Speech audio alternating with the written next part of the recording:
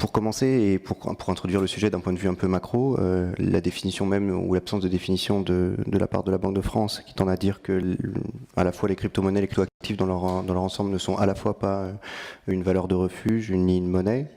Nous aurions aimé savoir quel était votre point de vue là-dessus, notamment en tant qu'investisseur sur le sujet, et quel regard vous portiez donc sur les crypto-actifs en général. C'est une question de définition, hein. Donc si on prend comme définition de la monnaie que c'est un instrument avec un organe d'émission centralisé, effectivement, une crypto-monnaie n'est pas une monnaie, hein.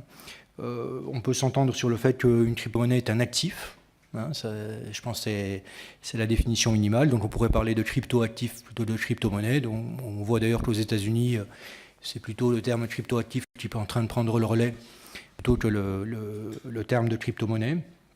Est-ce que c'est un instrument en refuge ou pas? Ça, ce n'est pas une définition, c'est une propriété, hein. Donc, aujourd'hui, vu la volatilité empirique des crypto-actifs, c'est certainement pas un produit qui permet d'être considéré directement comme une valeur refuge. Cela dit, c'est un produit qui est extrêmement diversifiant et donc qui fera baisser le risque d'un portefeuille quand il est introduit en quantité limitée dans un portefeuille, hein. C'est un peu...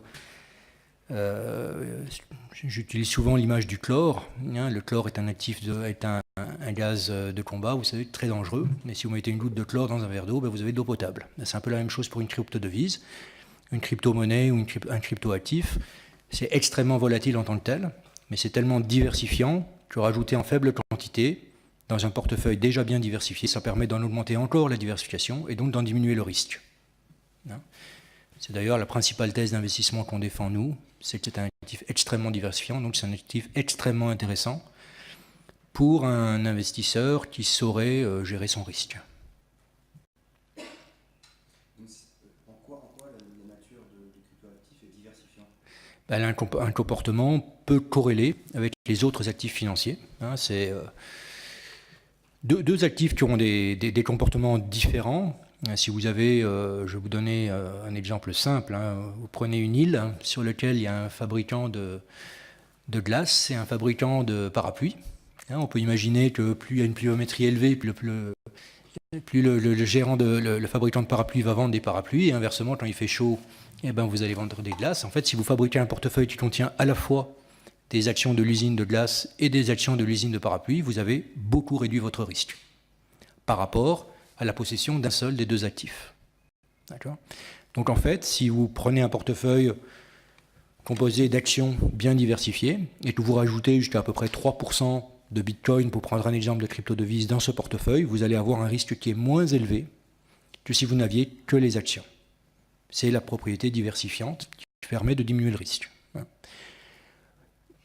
Il n'en demeure pas moins que la crypto-devise prise en tant que telle est extrêmement dangereuse, c'est l'histoire du chlore, et qu'il convient absolument de faire en sorte que les gens qui en achètent sont vraiment des professionnels, hein, qui vont pouvoir gérer ça professionnellement en ayant une bonne appréhension du risque et en détenant sur le long terme. L'autre intérêt de cette vision des choses, c'est qu'on comprend bien que dans ce cadre-là, la possession de crypto-devises n'est absolument pas spéculative.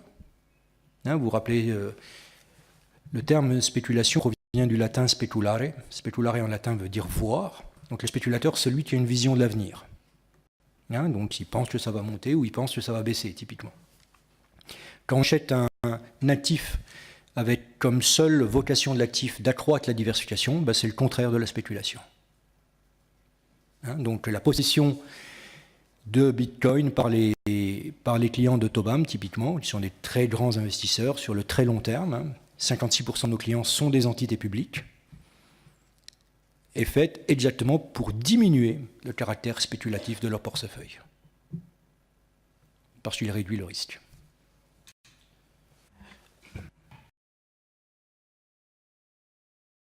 Donc pourquoi on a investi, pourquoi on a proposé ça? Donc Tobam, c'est une société de gestion quantitative, ça veut dire scientifique. Hein, on a 50 personnes chez Tobam, il y a 20 mathématiciens chez Tobam, donc on est vraiment, pour parler anglais, research driven, hein, donc guidé par la recherche. À titre individuel, certains des membres du personnel de Tobam étaient investis en crypto-devises depuis quelques années. Et au fur et à mesure que les années passées, on s'est aperçu que sur la plupart des crypto-devises, il y avait une caractéristique qui s'améliorait, c'est la liquidité de ces crypto-devises. Donc leur liquidité s'améliorait d'année en année. Et en 2016, on s'est dit que vraisemblablement, en 2017, on atteindrait un point où la liquidité serait telle que même les gros clients de Tobam, donc les fonds souverains, les banques centrales qui sont des clients de Tobam, ou les grands fonds de pension publics du nord de l'Europe et d'Amérique du Nord, pourraient devenir intéressés à regarder cet actif de manière objective. Donc on a formé une petite équipe quantitative, 2 mathématiciens, qui ont commencé à examiner cette classe d'actifs de manière scientifique. Et on a dégagé un certain nombre de propriétés objectives, donc scientifiques, de ces actifs-là. On a présenté ce qu'on appelle donc dans notre métier une thèse d'investissement au régulateur. Et au bout de 6 mois de dialogue extrêmement constructif avec le régulateur a été très constructif, on a pu lancer le premier fonds. Donc c'est un fonds qui s'adresse uniquement aux clients institutionnels, qui sont la totalité des clients de Tobam, sont des clients institutionnels internationaux. On a à peu près 5% de nos encours qui viennent de France, 50% qui viennent d'Amérique du Nord, le reste vient d'Europe du Nord, d'Asie et du Middle East. Comme je vous l'ai dit, un peu plus de 53% de nos clients sont des entités publiques. Donc on a des banques centrales, etc. Et c'est à ces clients-là qu'on présente les crypto-devises comme étant un support d'investissement qui a un certain nombre de qualités. Donc il y a des qualités fondamentales, il y a des qualités empiriques. Donc, dans les qualités empiriques, je vais vous en citer 3. La première, c'est qu'il est absolument irrationnel d'exclure le Bitcoin du simple fait de son risque. Le risque ne permet jamais d'exclure un actif. Le risque permet uniquement de décider de la taille de l'investissement. Si vous trouvez que le Bitcoin est 3 fois trop risqué pour vous, achetez-en 3 fois moins. C'est beaucoup plus dangereux de posséder 1 milliard d'actions européennes que de posséder 10 millions de Bitcoin. De 10 millions d'euros de Bitcoin, vous avez bien compris. Donc le risque ne permet, quand un investisseur professionnel ne dira jamais c'est trop risqué pour moi. Si c'est trop risqué pour lui, il en achète moins. Donc d'un point de vue rationnel, on ne peut pas exclure un actif simplement du fait de son risque. Je parle du point de vue professionnel. Maintenant pour le grand public c'est différent. La deuxième caractéristique empirique, c'est le caractère diversifiant. Donc je vous ai dit, c'est l'image du chlore. C'est pas parce qu'un actif est très risqué tout seul qui ne va pas jouer un rôle diversifiant à l'intérieur d'un portefeuille et qui ne va pas en fait réduire le risque du portefeuille. Un portefeuille d'actions internationales, si vous lui incorporez 3% de Bitcoin, ce portefeuille-là sera moins risqué qu'un portefeuille qui n'a pas de Bitcoin. C'est l'histoire du chlore. Si vous mettez une goutte de chlore dans de l'eau, l'eau devient potable. Okay. Troisième caractéristique empirique, c'est la liquidité. En 2013, si vous achetiez $1 million de Bitcoin, vous faisiez bouger le cours mondial du Bitcoin d'à peu près 1%. Aujourd'hui, si vous achetez $1 million de Bitcoin, vous bougez le cours mondial du Bitcoin d'à peu près 0,01%. Donc la liquidité s'est beaucoup améliorée. Après, il y a les qualités fondamentales. Et les qualités fondamentales, je peux vous les présenter de manière détaillée, mais en résumé, nous on considère que fondamentalement, le Bitcoin a les qualités nécessaires à potentiellement pouvoir être un étalon de mesure de la valeur. Donc dans la science économique, on a besoin de mesurer beaucoup de choses. En science, de manière générale, si vous voulez mesurer quelque chose qui n'est pas discret, vous avez besoin d'une unité de compte. Si je vous demande combien de doigts vous avez dans votre main, ça c'est discret, vous n'avez pas besoin d'une unité de compte. Mais dès lors que je vous demande de mesurer une température, une longueur, une masse ou de la valeur, il faut une unité.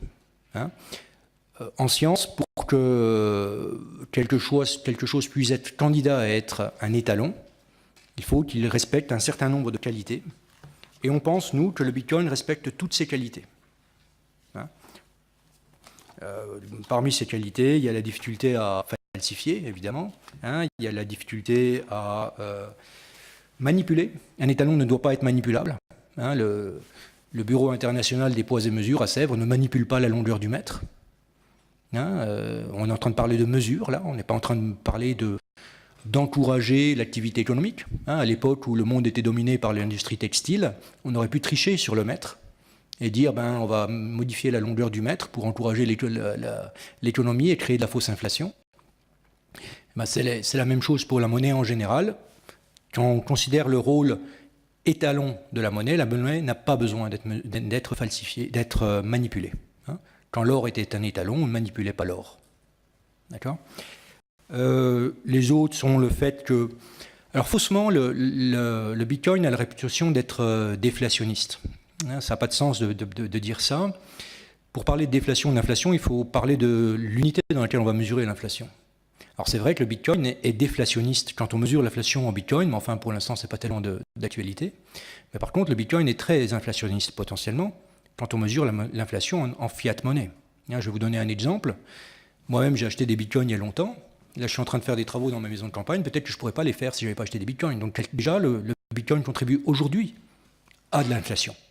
Si j'étais, je ne suis pas en train de présider aux destinées d'une grande nation très endettée, ben je prierais pour le succès du Bitcoin. Le Bitcoin est une très bonne nouvelle pour les États fortement endettés. Ben parce que si le Bitcoin gagne en importance dans l'économie, on peut conjecturer que la dette qui a été imprimée en fiat sera plus facile à rembourser.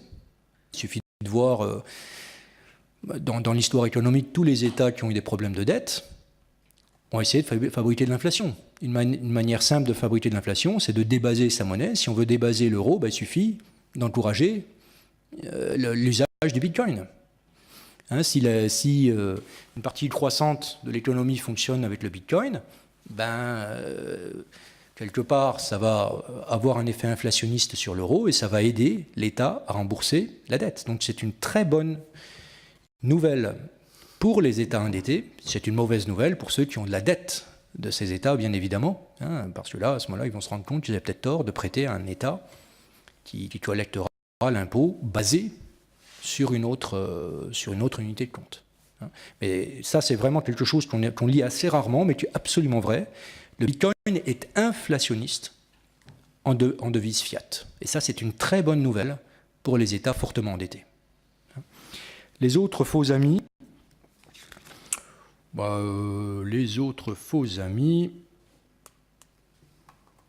l'histoire économique, je ne vais pas vous faire de l'histoire de l'économie là-dedans.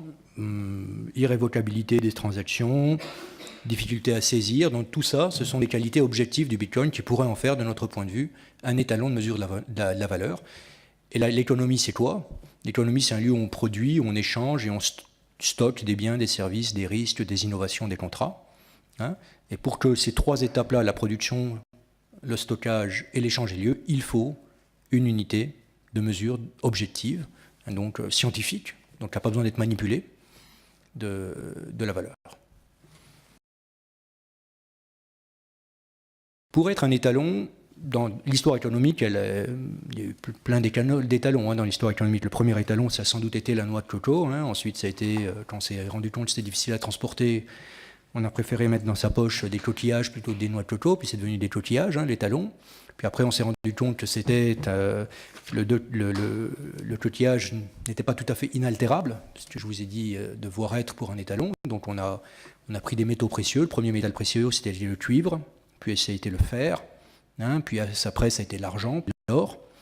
En fait, pour être un étalon, il faut que ce soit difficile à produire. Hein. C'est ça la différence entre la richesse et de la monnaie. Imprimer de la monnaie, ça ne crée pas de richesse. Hein. Et pour qu'un pays se développe, pour qu'il s'enrichisse, il faut qu'il crée de la richesse, et pas qu'il imprime du papier-monnaie. Hein. Très souvent, le rôle de la Banque centrale est comparé à celui de l'anesthésiste. Hein. Quand il y a besoin de réforme, il faut l'anesthésiste et il faut le chirurgien. Hein, mais si vous faites en sorte qu'il n'y a que l'anesthésiste qui intervient, à la fin, on obtient des junkies, on n'obtient pas des gens qui sont guéris. Hein. Et en fait, pour que l'étalon soit effectivement un étalon, il faut qu'il ait besoin d'une certaine richesse pour être généré. Hein, c'est ça le coup de génie de Satoshi, hein, c'est de dire il faut effectivement de l'énergie pour fabriquer un bitcoin. Ce n'est pas quelque chose qu'on imprime sans douleur, parce que si on l'imprime sans douleur, ça ne vaut rien. Question plus macro, selon vous, est-ce que la concurrence entre des monnaies fiat ou cryptoactifs, au sein même d'une même collectivité, d'un État ou une somme d'États, c'est pas un danger pour la stabilité monétaire internationale? Jusqu'en 1971, toutes les monnaies fiduciaires ont eu besoin d'un actif réel qui les adosse. Hein, donc on imprimait de la vraie monnaie, quelque chose qui est adossé à de la vraie richesse. Hein. Donc notre thèse, c'est que le Bitcoin est une vraie richesse. C'est un actif. Ensuite, rien n'empêchera quelqu'un d'émettre des monnaies qui détiennent, en contrepartie, des richesses qu'elles ont elles-mêmes, hein, que ce soit de l'or, que ce soit du real estate, que ce soit du Bitcoin, etc. Hein, mais c'est autre chose. Il y a des actifs un peu alternatifs qui existent depuis très longtemps. La seule différence avec le Bitcoin, du point de vue économique, c'est qu'ils sont difficiles à échanger. Mais si vous prenez par exemple les miles aériens, hein, c'est vraiment un actif. Moi, je ne veux pas appeler ça une monnaie, hein, parce que ce n'est pas émis par un organe indépendant et à but non, enfin, quoi que. Les miles aériens, ils ont pratiquement 40 ans d'historique aujourd'hui. Hein. Imaginez qu'on puisse les échanger. Au nom de quoi on interdirait à quelqu'un qui les trouve peu chers d'essayer de les thésauriser? Hein? Un mile aérien, ça représente de la richesse, c'est un vrai actif. Hein? Et donc, quelque part, avoir ces miles aériens en gage d'une monnaie, c'est quelque chose qu'on admettrait. Hein? De même que dans le passé, les émetteurs de monnaie détenaient de l'or, détenaient du real estate, de l'immobilier, pardon, comme je vous l'ai dit. En Écosse, il y a une monnaie qui a été gagée sur des forêts, hein, en Espagne sur des terres arables.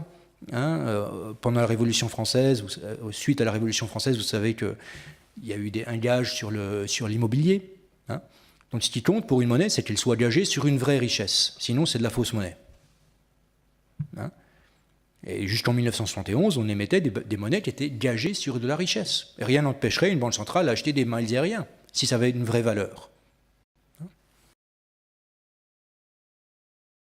Aujourd'hui, les médias se focalisent beaucoup sur le Bitcoin, hein, et sur l'extrême danger, la volatilité du Bitcoin. En fait, il y a énormément d'instruments financiers qui sont beaucoup plus volatiles que le Bitcoin. Hein. Donc là, j'ai demandé à mon collaborateur de m'imprimer une fiche sur un varan. Je ne sais pas si vous savez ce que c'est. Les varans ne sont pas seulement des varans de Komodo, hein, mais il y a d'autres types de varans, hein, qui sont des instruments financiers très volatiles. Celui que j'ai entre les mains porte le code ISIN LL 025 123 36 887. Donc c'est quelque chose que vous pouvez acheter dans n'importe quelle banque dès lors que vous donnez son code ISIN, hein, parce qu'il il a une nomenclature complètement parfaite. Il a une volatilité sur l'année dernière de 190%. Pour vous donner une échelle, la volatilité du Bitcoin est de 93%. Hein, donc il est 2 fois plus volatile. Le risque est proportionnel au carré de la volatilité. Donc on est à peu près sur un instrument financier qui est à peu près 4 fois volatile, plus dangereux que le Bitcoin, et qu'on peut acheter dès lors que vous avez un compte en banque en France. Ben vous avez opérationnellement la capacité de l'acheter. Maintenant, si vous l'achetez, vous n'avez pas le droit de faire de la publicité pour lui, c'est pour ça. Vous avez besoin, en tant que banque, de contrôler que l'épargnant qui va vous donner l'ordre de l'acheter a les qualifications nécessaires. Mais c'est exactement ce que je vous dis. Il n'y a pas besoin d'inventer une nouvelle réglementation. Il suffit d'utiliser la réglementation existante pour les produits très volatiles. Hein, donc il y a aujourd'hui une réglementation qui dit que quand un instrument financier est très volatile, eh ben, il faut s'assurer du fait que l'investisseur est qualifié. Hein, et en fait, le Bitcoin est moins risqué que la plupart des varans. Hein, et on a aujourd'hui, on sait parfaitement réguler l'accès. Hein.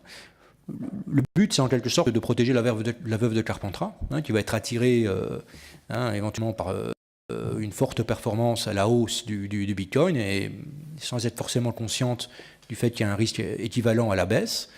Mais pour les institutionnels, c'est un instrument qui est précieux, et il ne faut surtout pas empêcher les institutionnels d'accéder à ces instruments-là, de même qu'on ne viendrait à personne l'idée d'interdire l'usage des varans aux institutionnels.